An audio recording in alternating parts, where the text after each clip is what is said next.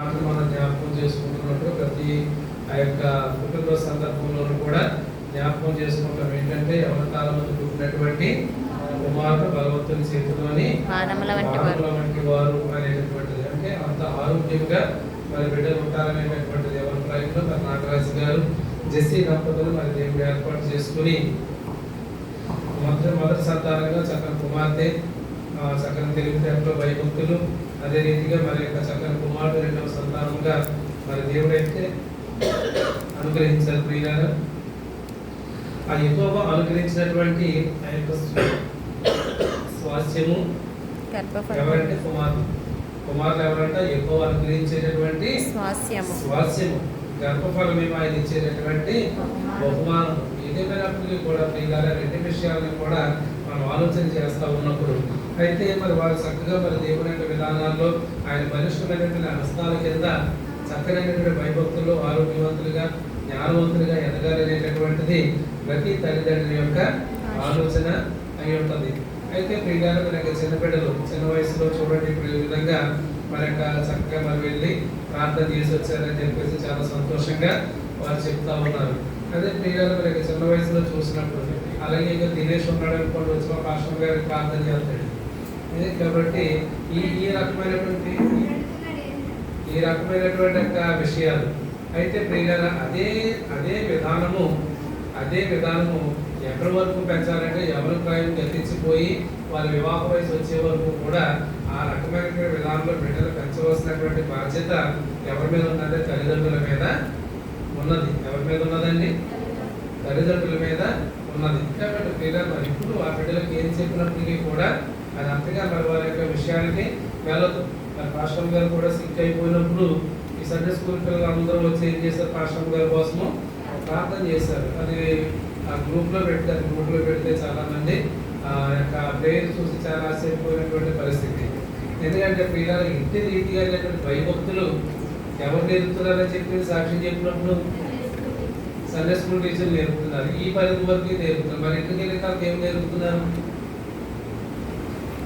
ఇంటికి వెళ్ళిన తర్వాత తల్లిదండ్రులు కూడా ఆ బాధ్యతలు తీసుకోవాల్సినటువంటి వారే ఉన్నారు. దైవ సంబంధమైనటువంటి విషయాలలో ఎక్కడైతే క్రమం తప్పుతా ఉన్నారో ఆ క్రమాన్ని సరిచేయవలసినటువంటి బాధ్యత బిడ్డల మీద కూడా ఉంది. కాబట్టి మధ్యకాలంలో మన యొక్క పిల్లలు సాయంత్రాలు ఇంటికి వచ్చి కూర్చుంటున్నారు అనుకోండి, స్మైల్ వచ్చిందని కూర్చున్న తర్వాత చిన్నపిల్లలు అంటారు కదా, నేను 7 గంటలకు వెళ్ళిపోతామంటే వేరే దిగులే కానీ 7 గంటలకు ఎందుకు వెళ్ళిపోతారంటే 7 గంటలకు మా ఇంట్లో ప్రార్థన. ఎంత సంతోషం! అంటే పిల్లలకి ఏం అలవాటు అయిపోయింది? 7 గంటలకు మా ఇంట్లో కుటుంబ ఆరాధన ఉంటుందని. ఆ క్రమం ఎక్కడి నుంచి వచ్చింది? ప్రతిరోజు తల్లిదండ్రులు తల్లిలో ప్రతిరోజు 7 అయ్యేసరికి వీళ్ళు ఏం చేస్తారంటే కుటుంబ ఆరాధనలో కూర్చోబెడుతున్నారు. కాబట్టి ఏం అలవాటు అయిపోతుందంటే 7 అయ్యేసరికి ఎక్కడ ఉన్నా కూడా ప్రార్థనకి ఇంట్లోకి వెళ్ళిపోవాలని. కాబట్టి మరి చిన్నపిల్లలకి ఏం నేర్పాలంటే కుటుంబ ప్రార్థన అనేటటువంటిది నేర్పాలి. ఒకవేళ మనకున్నటువంటి పరిపాలన బట్టి ప్రతిరోజు ఆ యొక్క టైం కుదరకపోవచ్చు. ఆ టైం కుదరలేనటువంటి కుటుంబాలు ఏదైనా ఉంటే కనీసం 9 గంటలకు 9:30 బిడ్డలు నిద్రపోయే ముందైనా కుటుంబం అంతా కూడా కూర్చోబెట్టి వాళ్ళకి ఏం నేర్పించాలంటే ప్రార్థన నేర్పించవలసినటువంటి బాధ్యత ఎంతైనా ఉంది. ఎందుకంటే ఇక్కడ చాలా ప్రయాసపడతాం. సండే స్కూల్ టీచర్స్ కానీ మేము కానీ ఎప్పుడైనా వాళ్ళకి ఎక్కువగా తింటే మళ్ళీ పాస్టర్ గారి గురించి ఎందుకురా బాబు పిల్లలు అలా కట్టాలని వీళ్ళ మీద కోపపడతారు. కొన్నిసార్లు నేను చెప్తాను, మన పిల్లలకు మరీ ఇలా చేయకూడదు, ఈ విధంగా చెప్పాలి, లేదంటే పిల్లలు ఎవరు ఎలా ఉన్నారనేటటువంటి అంతా కూడా సండే స్కూల్ టీచర్స్ అవకాశం పెట్టేశారు.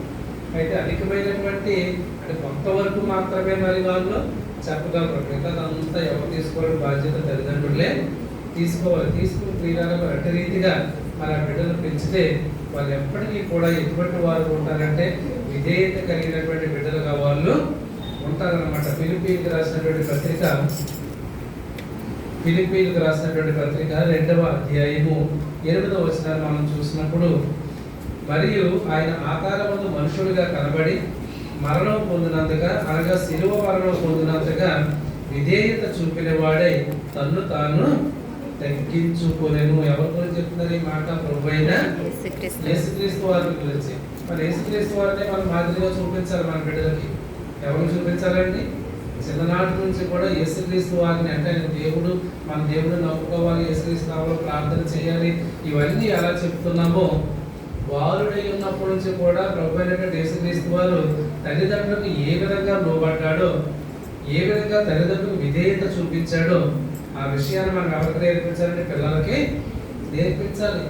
ఇదిగో తన తల్లి అయినటువంటి మరియకు ఈ రకమైనటువంటి విధేయత చూపిన వాడుగా ప్రభు యేసుక్రీస్తు వారు ఉన్నారు. ఆయన ఎలా ఉన్నాడంటే తన్ను తాను తగ్గించుకుని అంతటి విధేయత చూపించిన వాడుగా ఉన్నాడని విధేయతల గురించి ఎవరికి నేర్పాలి? బిడ్డలకు మనము నేర్పాలి. నేర్పకపోతే ఏమవుతుంది?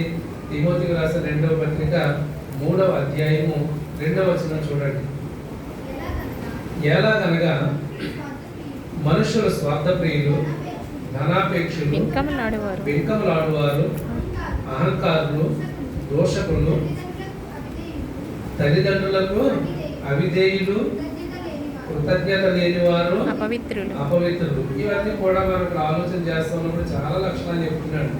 మనుషులు ఎలా తయారైపోతున్నారంటే స్వార్థప్రియులు, ధనాపేక్షలు ఇవన్నీ పక్కన పెట్టినప్పుడు వీళ్ళరా వాళ్ళు ఏమైపోతారంటే తల్లిదండ్రులకు అవిధేయత అంటే విధేయత చూపించలేనటువంటి వారుగా బిడ్డలు ఉంటున్నారు. దీనికి కలిగినటువంటి కారణం ఏంటంటే వీళ్ళరా ఆ పునాది ఎంత బలంగా ఉందో దానిపైన కట్టడం కూడా అంతే బలంగా కట్టేవారుగా ఉండాలన్నమాట. కాబట్టి వీళ్ళరా అలా చేసినప్పుడు అంటే పునాది అంటే ఎక్కడ వేస్తున్నాము? సండే స్కూల్ లేదా మందిరాల్లో చక్కని పునాది వేస్తున్నాం, చక్కనైన విషయాలు వారికి నేర్పిస్తూ ఉన్నప్పుడు వీళ్ళరా ఆ పైన కట్టేటటువంటి కట్టడం కూడా ఎలా ఉండాలంటే అలంకరణ ప్రాయంగా కాదు కానీ అది బలమైనటువంటిదిగా ఉండాలి. అలంకరణ వేరు, ఆ యొక్క స్ట్రెంత్ అంటే బలం అనేటటువంటిది వేరు.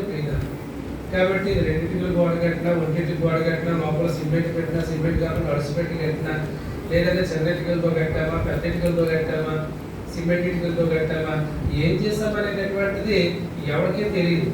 ఎందుకు తెలియదు అంటే కట్టేసి ప్లాస్టింగ్ చేసి పై రంగులు వేసారు కాబట్టి ఏం చూస్తారంటే రంగులు మాత్రమే చూస్తారు. దాని లోపల బలం ఎంత ఉందనేటటువంటిది ఎవరికి తెలియదు కదా. కాబట్టి పిల్లల ఇక్కడ ఉన్నటువంటి విషయాల గురించి మనం ఆలోచన చేసినప్పుడు మరి బిడ్డల యొక్క భక్తి జీవితంలో వారు ఎటువంటి విధేయత కలిగినటువంటి వారుగా ఉంటున్నారు.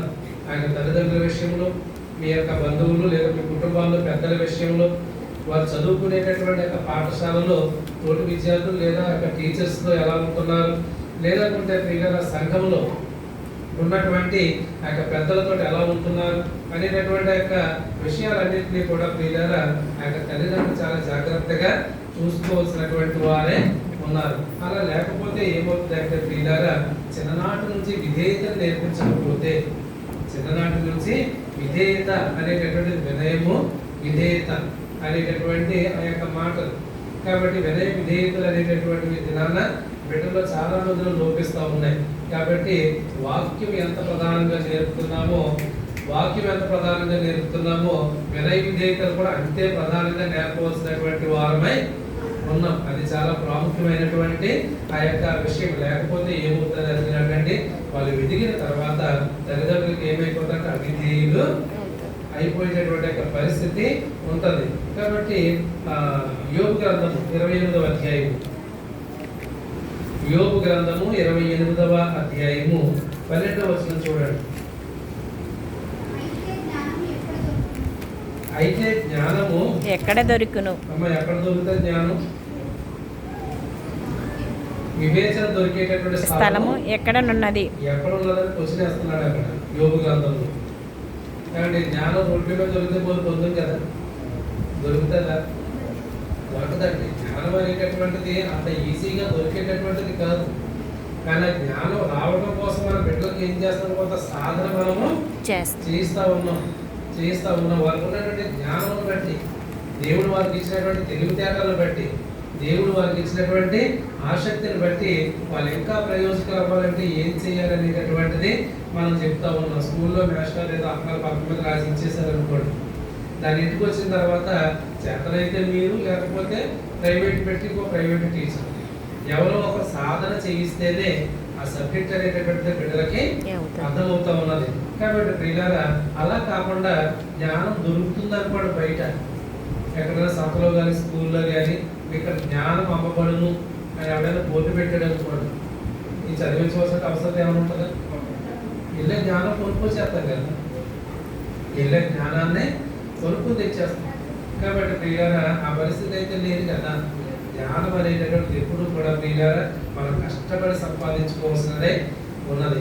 అదే రీతిగా మన బిడ్డలకి కష్టపడి దానిని అభ్యసింపజేయవలసినటువంటి వారమై ఉన్నాం. వివేచన దొరికేటటువంటి స్థలము ఎక్కడ ఉన్నది అనేటటువంటి ప్రశ్న వేసిన తర్వాత అక్కడ చెప్తున్నటువంటి ఆ యొక్క మాటను చూసినట్లయితే చివరి వచనం చదవండి. మరియు యెహోవా యందని భయభక్తులే జ్ఞానమనియు. ఇప్పుడు జ్ఞానం అంటే ఏంటి? యెహోవా యందు భయభక్తులు కలిగి. అక్కడే మాట్లాడు జ్ఞానం ఎక్కడ దొరుకుతుంది అంటున్నాడు. జ్ఞానము ఎక్కడ దొరుకుతుంది? వివేచన దొరికేటటువంటి స్థలం ఎక్కడైనా ఉందా అని ఆ యొక్క విషయాలన్నీ జరిగిన తర్వాత యెహోవా యందు భయభక్తులే జ్ఞానమనియు దుష్టత్వమును విడిచిటయే వివేచనయు ఆయన నరులకు సెలవిచ్చెను. దేవునికి స్తోత్రం, హల్లెలూయా.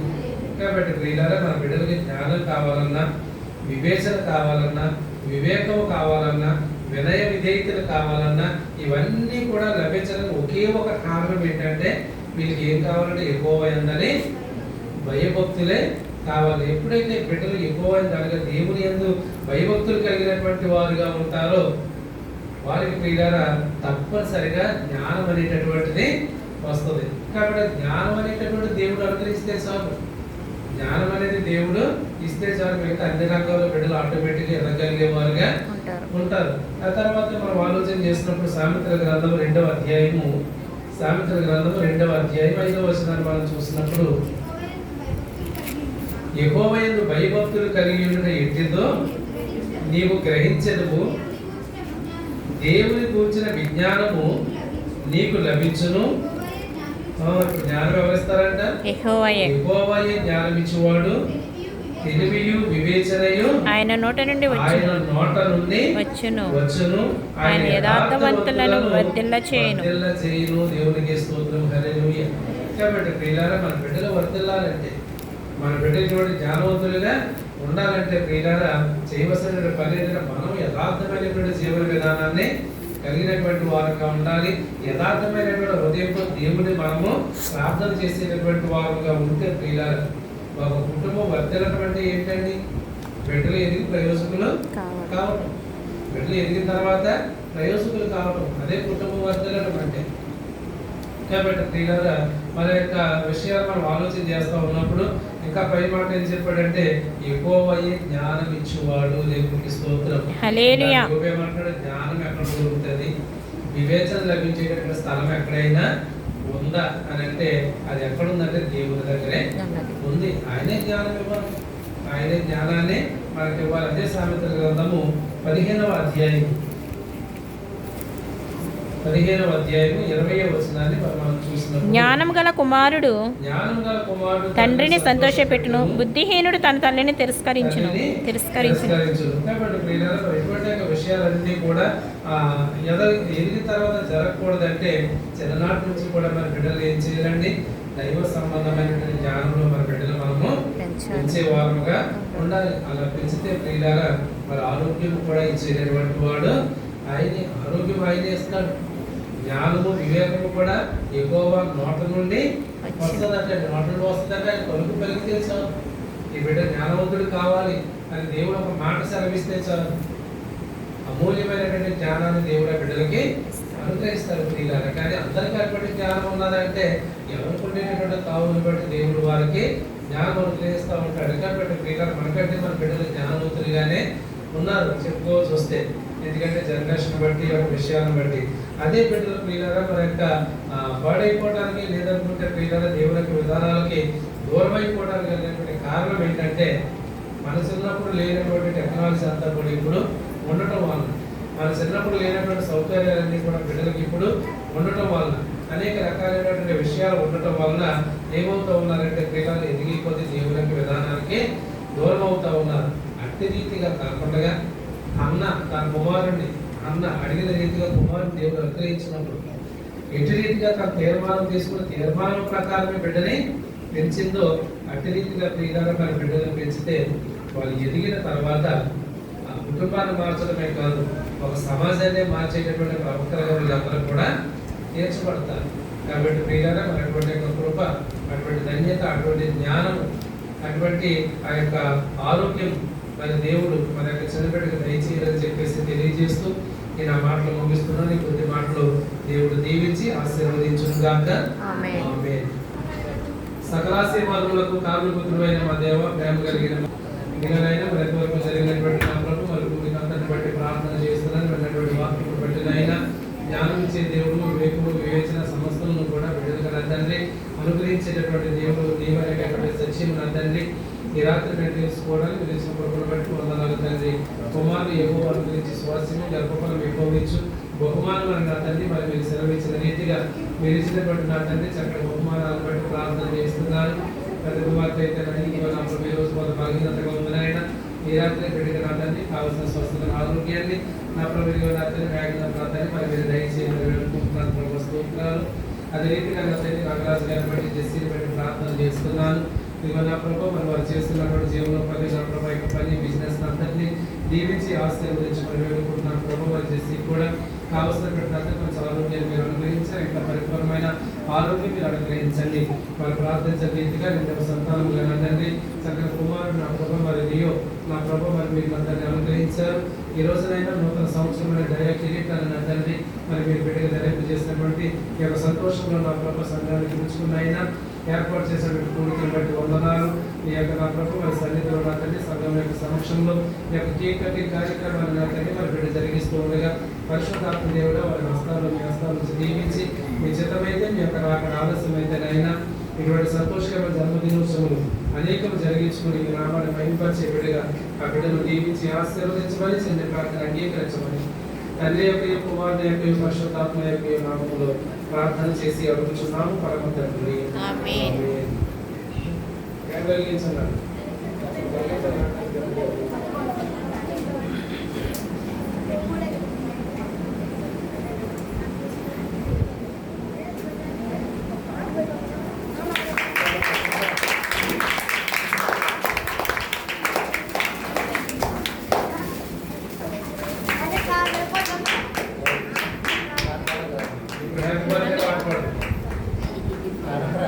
Happy birthday to you. Happy birthday to you. Happy birthday.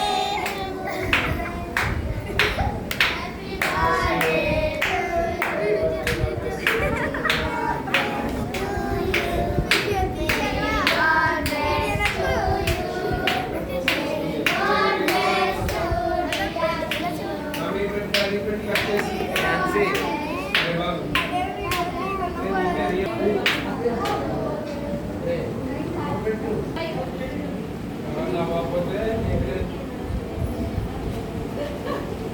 అయిపోయింది.